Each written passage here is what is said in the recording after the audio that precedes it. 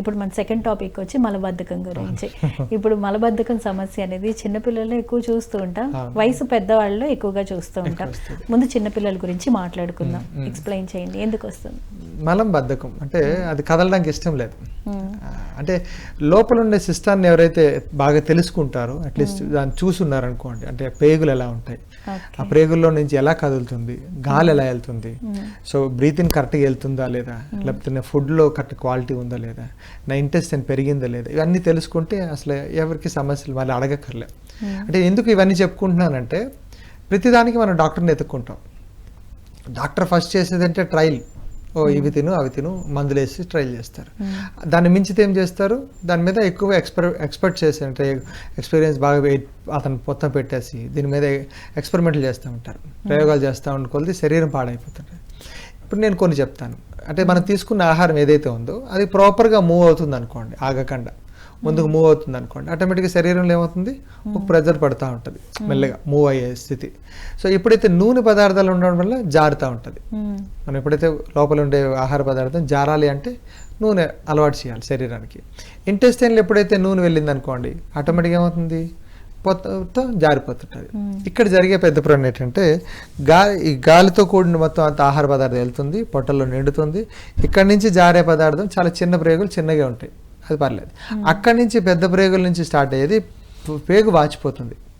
అంటే ఆ పేగు సైజ్ పెరిగిపోవడం వల్ల షిట్ అనేది ఎక్కువ ఫిల్ అవుతుంది, ఎక్కువ ఫిల్ అయిపోయి ఇదంతా నిండిపోతూ ఉంటుంది. మనం ఏం చేస్తాం, ఒకసారి తింటే యోగి, 2 సార్లు తింటే భోగి, 3 సార్లు తింటే రోగి అంటున్నాం. ఎందుకు డైజెస్ట్ అవ్వట్లే. కానీ 3 సార్లు మనం తిరగట్లేదు, 30 సార్లు తింటున్నాం.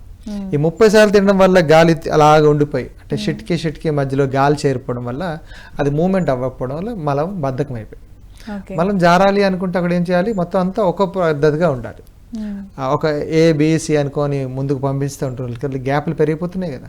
అలా గ్యాప్లు పెరిగిపోవడం వల్ల గ్యాస్ ఫామ్ అయిపోతుంది, ఇంటెస్టైన్ ఉబ్బిపోతుంది, దాని మీద మంచిగా అల్సర్లు, పెప్టిక్ అల్సర్లు వస్తుంది, కాన్స్టిపేషన్ అయిపోతుంది.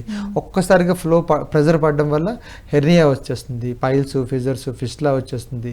ఎక్కువ చాలా చిన్నపిల్లలు అంటే 2 రోజులకి 3 రోజులకి వెళ్ళరు. వాళ్ళకి బాత్రూమ్ మ్యాట్ నచ్చకపోయినా వాళ్ళు వెళ్ళరు, అక్కడ నీట్గా లేకపోయినా వెళ్ళరు. సో అలాంటప్పుడు ఒకళ్ళ ఇంట్లో నేనేం చేశానంటే, నీట్గా బాత్రూమ్ నీట్గా చేసి అక్కడ మిర్రర్ పెట్టా.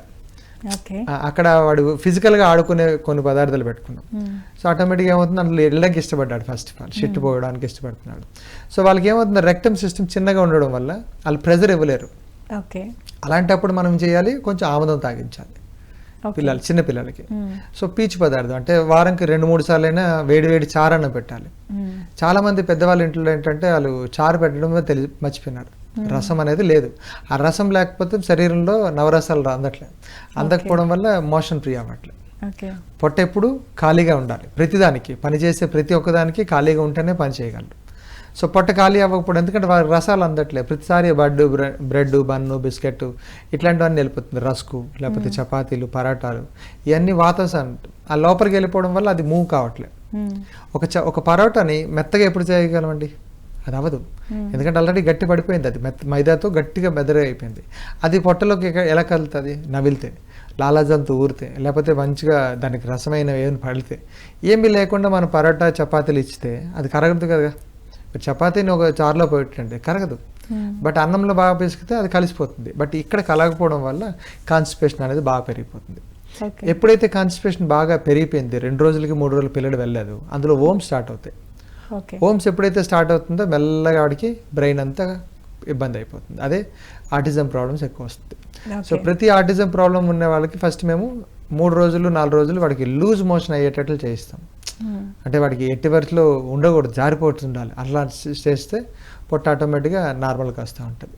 అంటే ఆ న్యాచురాలిటీ మారుతూ ఉంటాడు, ఆకలి పెరుగుతూ ఉంటుంది. సో ఇవన్నీ ఇంటెస్టైన్ క్లీనింగ్ గురించి మాట్లాడాలి. సో చిన్నపిల్లలు ఏమవుతుందంటే వాళ్ళకి బాత్రూమ్ నచ్చకపోవడం వల్ల కానీ, లేకపోతే డైలీ ఒకటే రకమైన ఫుడ్, నైట్ చపాతీలు, బిస్కెట్స్, బ్రెడ్ వేసి ఇవ్వడం వల్ల కానీ, లేకపోతే గేమ్స్ ఎక్కువ లేదు, పొట్టకు మసాజులు ఎక్కువ లేవు, అలాంటప్పుడు కానీ ఇలాంటి ప్రాబ్లమ్స్ పిల్లలకి ఎక్కువ వస్తుంటాయి. ఓకే, మరి ఏం చేయాలంటారు పిల్లల విషయంలో? ఆముదం వారానికి ఒకసారైనా వాళ్ళకి ఆముదం పట్టించాలి. అంటే ఏ టైంలో? ఎర్లీ మార్నింగ్ టైంలో? ఎర్లీ మార్నింగ్ ఆముదం పట్టించాలి. ఓకే, లేచిలాగానే ఒక 3-4 స్పూన్లు, ఒక 10 సంవత్సరాల లోపల ఉంటే 3 స్పూన్లు పెట్టేస్తే ఆటోమేటిక్గా జారిపోతుంది. ఒక టీ గ్లాస్ తాగుతాం కదా, అందులో అట్లీస్ట్ ఒక 20% ఆఫ్ అంతవరకు తాగించేస్తే వంట ఆముదం దొరుకుతుంది, అది గానుగ నూనెలతో తీసుకుంది, అది తాగించేస్తే వాడికి వద్దన్న చాలు ఆటోమేటిక్గా జారిపోతాయి. అయిపోయిన తర్వాత చారన్నం పెట్టాలి, చప్పటి చారన్నం పెట్టుకుంటే వాడు హాయిగా ఫ్రీ అయిపోతుంది పొట్టలు. రెండోది మనమే కొందరు ఊర్లో ఏం చేస్తారు, ఆకుల రసాలు పోస్తూ ఉంటారు కొంచెం నోట్లో, అది ఫ్రీ అవ్వడానికి గురించి చూసుకోవాలి. ఏదైనా ఆముదం పెంచింది ఇంకోట్లేదు, ఎందుకంటే ఈ త్రిఫలా చూర్ణాలు ఇవన్నీ తినలేరు. 10 సంవత్సరాల లోపల పిల్లలకి చ్యవన్ప్రాష్ బాగా పనిచేస్తుంది. ఎందుకంటే చ్యవన్ప్రాష్లో ఏంటంటే దాదాపు ఒక 60 రకాల మూలికలు ఉంటాయి. మేమైతే ఒక 80 వేస్తాము, 80 రకాల మూలికలు వేస్తాం. అది కానీ గ్యాస్ అంతా ఫ్రీ అవుతుంది. వాడికి పాలలో కలిపి ఇచ్చేయచ్చు, రైట్, చాక్లెట్లో మంచిగా చుట్టేసి ఇచ్చే పర్లేదు. అందులో 10 మందిలో 2-3 పిల్లలకి నచ్చింది అంటే మిగతా అందరు తింటారు. సో అందుకే విడివిడిగా ఇస్తూ ఉండాలి, ఒక్కొక్క డిఫరెంట్ ఫ్లేవర్స్. దాని మీద కొంచెం ఇప్పుడు చాక్లెట్లో దొరుకుతున్నాయి కదండి, అవన్నీ కలిపి ఇచ్చిన జెల్లీస్ యాడ్ చేసిన వాళ్ళు తినేస్తారు.